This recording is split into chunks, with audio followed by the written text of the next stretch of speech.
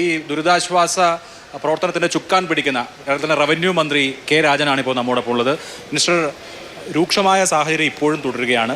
നല്ല മഴ പെയ്യുന്നുണ്ട്. മുണ്ടക്കൈ ഞാനിന്ന് പൂർണ്ണമായും സന്ദർശിച്ച സ്ഥലമാണ്. മുണ്ടക്കൈയിൽ അതിഭീകരമാണ് അവസ്ഥ. എന്താണ് ഇപ്പോൾ നാളെയുള്ള പ്ലാൻ എന്താണ്? നമുക്ക് മുണ്ടക്കൈയിലെ അവസ്ഥ കണ്ടിരുന്നല്ലോ. സ്വാഭാവികമായിട്ടും അതുൾപ്പെടെയുള്ള പ്രദേശങ്ങളിലേക്ക് ആളുകൾ ഇന്നത്തോടുകൂടി എത്തി തുടങ്ങിയിട്ടുണ്ട്. ഏതാണ്ട് നമുക്ക് ഇപ്പോഴത്തെ ഒരു സാഹചര്യത്തിൽ ഇന്ന് രാവിലെ നടത്തിയ റെസ്ക്യൂ ഓപ്പറേഷൻ തന്നെ ഒരുപക്ഷെ ഏറ്റവും കൂടുതൽ ആളുകൾ ഒരുമിച്ച് പങ്കാളികളാക്കി നമ്മൾ നടത്തിയൊരു വലിയ വർക്കായിരിക്കും. 1100 ചിലവാനം പേർ ഒരുമിച്ച് പങ്കെടുത്ത ഒരു റെസ്ക്യൂ ഓപ്പറേഷനാണ്. സ്വാഭാവികമായിട്ടും ഇന്നലെ നമുക്ക് വൈകുന്നേരം പിരിയുമ്പോൾ നമുക്ക് ലഭ്യമല്ലാതിരുന്ന അട്ടമലയിലെ ഉസ്താദും അവരുടെ ഒപ്പമുള്ള 10 കുട്ടികളും നമുക്കിന്ന് കിട്ടി. വനറാണി എന്നുള്ള റിസോർട്ടിലുള്ള ആളുകളെ നമുക്കിന്ന് കിട്ടി. അതുപോലെ തന്നെ നമുക്ക് ഒറ്റയ്ക്കും തെറ്റയ്ക്കുമായി പലയിടങ്ങളിൽ നിന്നായി ബന്ധപ്പെട്ടവരെയും ഒറ്റ തിരിഞ്ഞു പോയ ആളുകളെയും വലിയ ശതമാനത്തിൽ കിട്ടിയെന്നാണ് നമ്മുടെ ധാരണ. അതുപോലെ തന്നെ തോട്ടത്തിനകത്ത് പണിയെടുക്കുന്ന അന്യസംസ്ഥാന തൊഴിലാളികളടക്കമുള്ളൊരു വലിയ സംഘം നമുക്കിന്ന് പുറത്തേക്ക് കൊണ്ടുവരാൻ കഴിഞ്ഞു. അതോടൊപ്പം തന്നെ 2 മേഖലകളിലായി മൃതശരീരങ്ങളും ഇപ്പോൾ നമ്മൾ കരുതിയതിനേക്കാൾ വലിയ വിധത്തിൽ കിട്ടുകയും ഉണ്ടായി. സ്വാഭാവികമായിട്ടും നമ്മുടെ ഒരു ധാരണ ഇപ്പോൾ ജീവിച്ചിരിക്കുന്ന ആളുകളിൽ ഏറെക്കുറെ നമുക്ക് എത്തിക്കാൻ കഴിഞ്ഞിട്ടുണ്ട് എന്നുള്ളതാണ്. നാളെ ഇനി നമ്മൾ പ്രധാനമായിട്ടും ശ്രമിക്കുന്നത്, ഇന്ന് തന്നെ നമുക്ക് അകത്തേക്ക് ഹിറ്റാച്ചി പോലെയുള്ള 5 മെഷീനുകൾ നമുക്ക് കൊണ്ടുപോകാൻ കഴിഞ്ഞു എന്നുള്ളത് ഇപ്പോഴത്തെ അല്ല, അത് ഇന്ന് മാത്രം നടന്ന കാര്യമാണ്. അവിടെ ഞാൻ രാവിലെ പോകുമ്പോൾ അവിടെ സാധാരണ സന്നദ്ധ പ്രവർത്തകരാണ്. അവരുടെ കയ്യിൽ ഈ പാര, ഗ്യാസ് കട്ടർ പോലെയുള്ള കാര്യങ്ങൾ മാത്രമേ ഉണ്ടായിരുന്നുള്ളൂ. അപ്പോൾ അതൊരു പ്രതിസന്ധിയാണ്. ഞാൻ പറഞ്ഞ അതുകൊണ്ടാണ് ഈ ബെയിലി പാലമില്ലാതെ മറ്റ് സാധനങ്ങൾ കൊണ്ടുപോകാനേ കഴിയില്ല എന്നുള്ള ധാരണയിലായിരുന്നു. എന്നാൽ നമുക്ക് 2 വഴികളിലൂടെ, ഒന്ന് പുഴയിൽ വെള്ളം കുറഞ്ഞപ്പോൾ കയറ്റാൻ പറ്റിയതും പിന്നെ മറ്റൊരിടത്തൊരു കെട്ടിടം തന്നെ പൊളിച്ചിട്ട് കൊണ്ടുപോകാൻ പറ്റിയതുമായിട്ടുള്ള 5 ഹിറ്റാച്ചുകൾ ഇന്നെത്തി.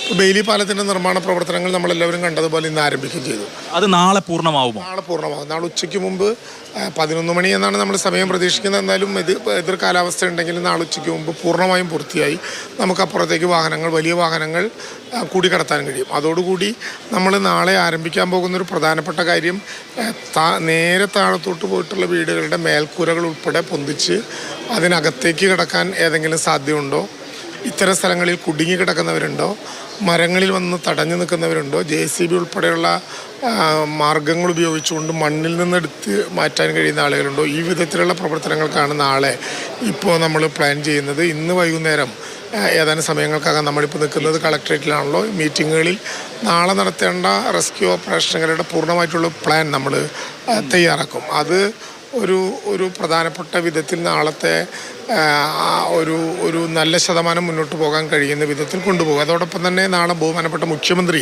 ഇവിടെ എത്തിച്ചേരുന്നുണ്ട്. 10:30 മണിക്ക് നിങ്ങൾക്ക് എല്ലാവർക്കും അറിയാവുന്നതുപോലെ ഉദ്യോഗസ്ഥരുടെയും 11:30 മണിക്ക് പിന്നെ അതുപോലെ തന്നെ സർവകക്ഷി യോഗത്തിലുമാണ് അദ്ദേഹം പങ്കെടുക്കുക. അതിനുശേഷം സ്ഥലം സന്ദർശിക്കുന്നു. അതിൽ ഏതൊക്കെ വേണം എന്നുള്ളത് ഞങ്ങളിപ്പോൾ ഒരു പൊതു ആലോചനയിലേക്ക് നടക്കും. ആ വിധത്തിൽ ഒരു പരിപാടിയാണ് നാളേക്ക് തയ്യാറാക്കിയിട്ടുള്ളത്. ഇതോടൊപ്പം വളരെ പ്രയാസകരമായി നിൽക്കുന്ന മറ്റൊരു കാര്യമാണ്, നമുക്ക് ഇതിൽ പെട്ടിട്ടുള്ള ആളുകൾ, മിസ്സിംഗ് ആയിട്ടുള്ള ആളുകൾ എത്രയുണ്ട് എന്ന് കൃത്യമായിട്ട് അറിയാം.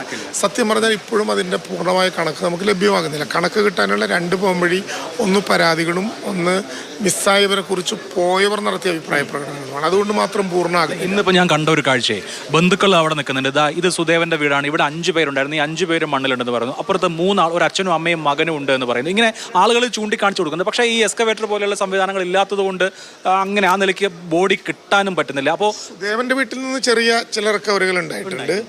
മാത്രമല്ല മരങ്ങൾ മുറിച്ചു മാറ്റണം എന്നൊക്കെ പറഞ്ഞ് അവിടെ നിന്ന് അപ്പോൾ പറഞ്ഞപ്പോൾ തന്നെ ഞാനൊരു 8 മണിയോടുകൂടി കട്ടറൊക്കെ ആയിട്ട് ആളുകളെ അങ്ങോട്ട് കയറ്റി വിടുകയും ചെയ്തിരുന്നു. അങ്ങനെ പറയുന്നത് മാത്രമല്ല, ഞാൻ പറഞ്ഞത് ഈ മിസ്സിങ് ആളുകളെ സംബന്ധിച്ചിട്ടുള്ളൊരു പ്രശ്നം, പല ആളുകളും ആദ്യ ദിവസം തന്നെ മിസ്സിങ് ആണെന്ന് പറഞ്ഞവരുമുണ്ട്. എന്നാൽ മിസ്സിങ് ആണെന്ന് വിവരം പറയാൻ ഒരാൾ പോലും ഒപ്പമില്ലാത്തവരുമുണ്ട്. അങ്ങനെ രണ്ടും നമുക്ക് കാണേണ്ടതുണ്ട്.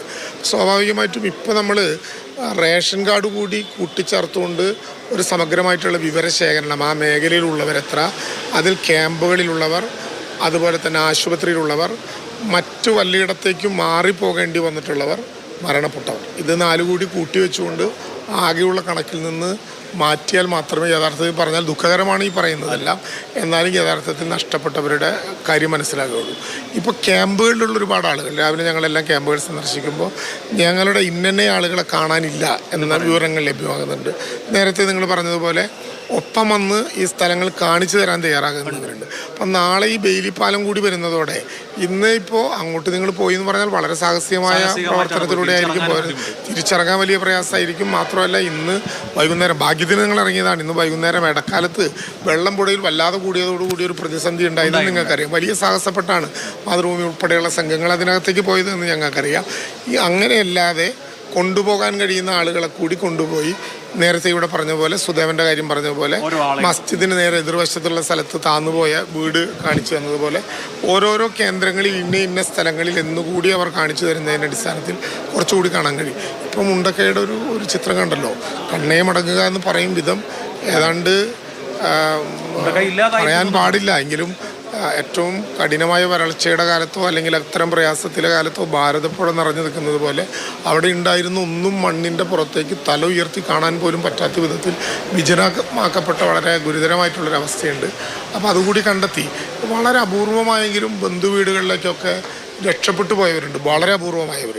ഈ മാതൃഭൂമിയിലൂടെ കൂടിയൊക്കെ ഇത്തരം വാർത്തകൾ ഇനി കേൾക്കുന്ന ആരെങ്കിലും ഉണ്ടെങ്കിൽ അത്തരം ആരെങ്കിലും കുറിച്ച് അറിയാമെങ്കിൽ അടിയന്തരമായി നമ്മുടെ വയനാട്ടിലെ കൺട്രോൾ റൂമിൽ അടിയന്തരമായി ബന്ധപ്പെടുത്തണം. എന്തായാലും എല്ലാ വിഭാഗങ്ങളെയും കൂട്ടിയോജിപ്പിച്ചുകൊണ്ട് നമുക്ക് നടത്താൻ പറ്റിയ ഏറ്റവും വലിയ ഒരു രക്ഷാപ്രവർത്തനമാണ് ഈ ദുരന്തത്തിനിടയിലും ഇത് എന്ന് തന്നെയാണ് നമ്മൾ കരുതുന്നത്.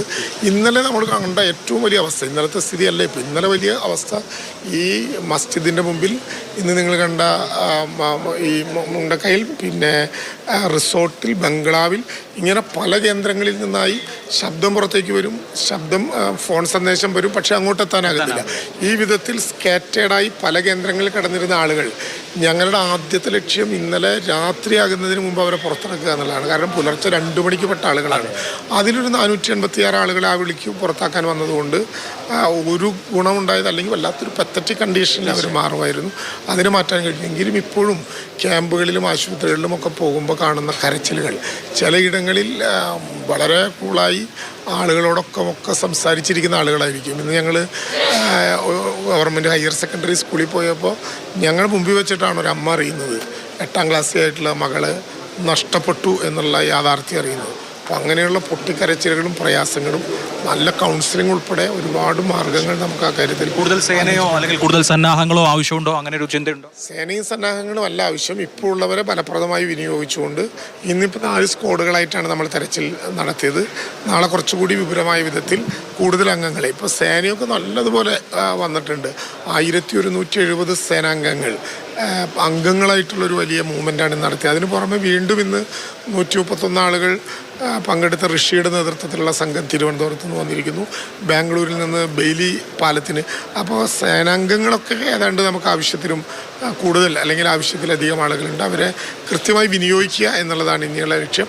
അതാണ് ഇനി നടത്താൻ പോകുന്ന ഏറ്റവും പ്രധാനപ്പെട്ട. കേരളം കണ്ട ഏറ്റവും വലിയ ദുരിതാശ്വാസ പ്രവർത്തനമാണ് അത്. ഏകോപിപ്പിക്കുകയാണ് മന്ത്രി ശ്രീ കെ രാജൻ.